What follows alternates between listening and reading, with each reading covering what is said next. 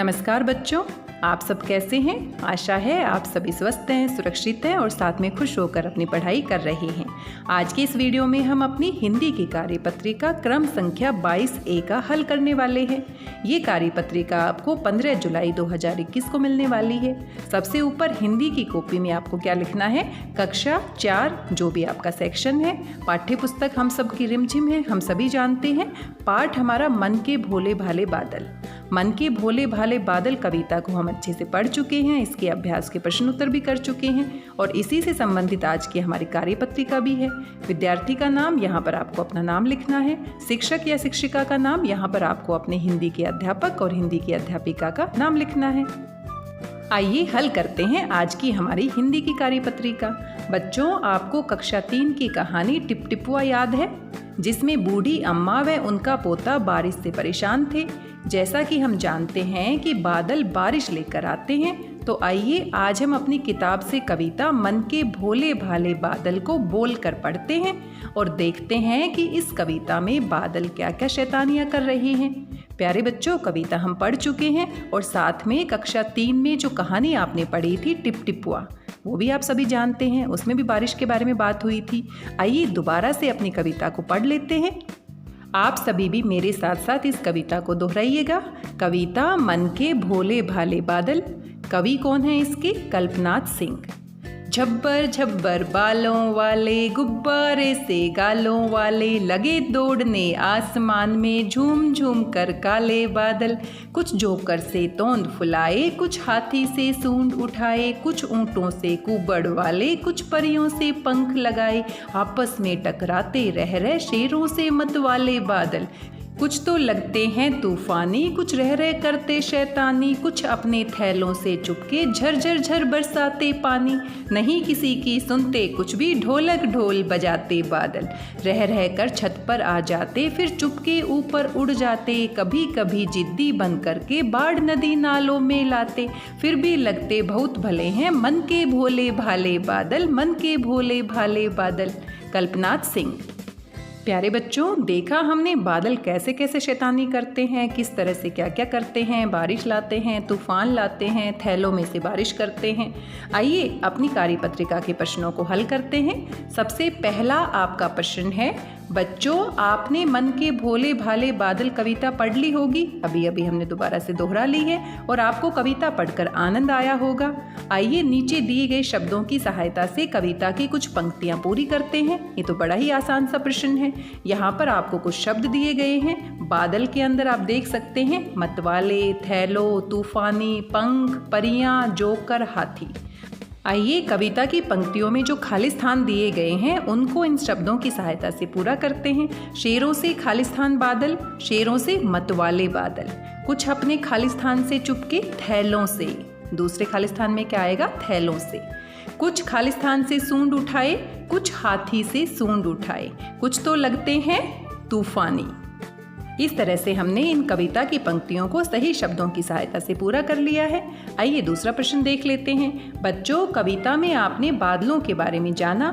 चलिए हमें रंग भरकर बताइए कि बारिश आने से पहले बादलों का रंग और बारिश के बाद बादलों का रंग कैसा होता है। अब सोचिए, बारिश से पहले बादल कैसे होते हैं? काले घने रंग के होते हैं और जब बारिश हो जाती है तो बादल सफ़ेद हो जाते हैं, नीले हल्के हो जाते हैं।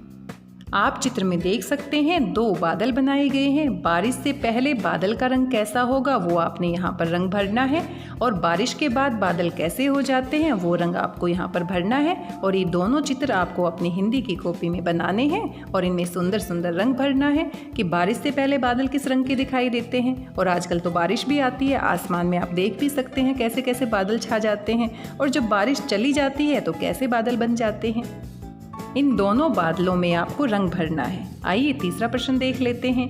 बादलों के अलग अलग आकार होते हैं। नीचे आसमान में बादलों के कुछ आकार दिखाई दे रहे हैं। बच्चों लिखकर बताइए कि आपको कौन कौन सा रूप दिखाई दे रहा है। यहाँ पर चित्र में सफ़ेद रंग के अनेक बादल आप देख सकते हैं और बादल का कोई ना कोई आकार बना दिया गया है। ध्यान से देखिए और पहचानिए कौन कौन सा आकार आप देख पा रहे हैं। आइए पहचानते हैं कौन कौन से आकार के बादल हमें दिखाई दे रहे हैं। आप हाथी को देख सकते हैं, ऊंट को भी देख सकते हैं, आपको बिल्ली भी दिखाई दे रही है, आपको यहाँ पर खरगोश भी दिखाई दे रहा है, आपको यहाँ पर ये डायनासोर जैसा भी कुछ दिखाई दे रहा है, आपको भालू जैसा भी दिखाई दे रहा होगा और बीच बीच में पक्षी जैसे भी बादल आप देख सकते हैं। तो कौन कौन से आकार आप देख पा रहे हैं, उन सभी के बारे में आपको यहाँ पर नाम लिखने हैं। तो बच्चों, आपको कार्यपत्रिका मज़ेदार लगी ना? अब झटपट बताइए कि आपने आज क्या नया सीखा। आज आपने मन के भोले भाले बादलों के बारे में सीखा। कविता को हम पढ़ चुके हैं। बादल में कौन कौन से आकार हमें दिखाई देते हैं, बारिश से पहले बादल कैसे होते हैं, बारिश के बाद कैसे होते हैं। इस तरीके से आज हमने इस पूरी कार्यपत्रिका को समझा। शिक्षक या शिक्षिका के लिए अनुदेश, हम सभी के लिए भी सुझाव दिए गए हैं। बच्चों के साथ कार्यपत्रिका के बारे में आवश्यकता अनुसार बात कर सकते हैं, जो कि हम अभी बातचीत कर रहे हैं। अभिभावकों के लिए सुझाव दिए गए हैं, यानी आपके माता पिता के लिए भी सुझाव हैं। बच्चों को बादलों का महत्व बताते हुए बताएं कि ये किसानों के लिए खुशी का संकेत होते हैं, क्योंकि ये बारिश करवाने में सहायक होते हैं। और जो किसान होते हैं वो अपनी फसलों को बोते हैं और बारिश का इंतजार करते हैं कि कब बारिश आएगी, उनकी फसलें अच्छी होंगी। और बारिश के बिना और फसलों के बिना तो हम जीवित भी नहीं रह पाएंगे। इसलिए किसान जो होते हैं वो बारिश का इंतजार करते रहते हैं, और जब बादल आसमान में छा जाते हैं तो उनको लगता है कि हाँ, हमारा इंतजार ख़त्म हो गया है, अब बारिश आने वाली है। कभी कभी हम बहुत ज़्यादा बारिश होती है तो परेशान हो जाते हैं, लेकिन आपको पता है बारिश के बिना तो हमें पानी ही नहीं मिलेगा, फसलें ही नहीं होंगी, और फसलें नहीं होंगी, पानी नहीं होगा तो हम जीवित भी नहीं रह पाएंगे। आज की इस वीडियो में बस इतना ही। आशा करती हूँ आपको तीनों प्रश्न समझ में आए होंगे, किस तरीके से आपको इनका हल करना है। सभी प्रश्नों के उत्तर साफ साफ सुंदर सुंदर लिखाई में आपको अपनी हिंदी की कॉपी में करना है। और साथ में कोविड-19 के दौरान हम सभी जानते हैं अपने हाथों को साबुन और पानी से नियमित रूप से धोना है, खुद भी स्वस्थ रहना है, दूसरों को भी सुरक्षित रखना है, और साथ में घर से बाहर जाने से पहले मास्क पहनना है। वैक्सीनेशन के बारे में आप सभी जानते हैं। अगर आपके माता पिता ने या आस पड़ोस में किसी व्यक्ति ने वैक्सीनेशन नहीं लगवाया है तो आप आसपास के अस्पताल में जाकर, सरकारी अस्पताल में जाकर मुफ्त में वैक्सीनेशन लगवा सकते हैं। और वैक्सीनेशन लगवाने से ही हम इस महामारी से जीत सकते हैं। मिलते हैं अगले वीडियो में एक नई कार्यपत्रिका के साथ। तब तक स्वस्थ रहिए, व्यस्त रहिए, मस्त रहिए, खुश होकर पढ़ते रहिए।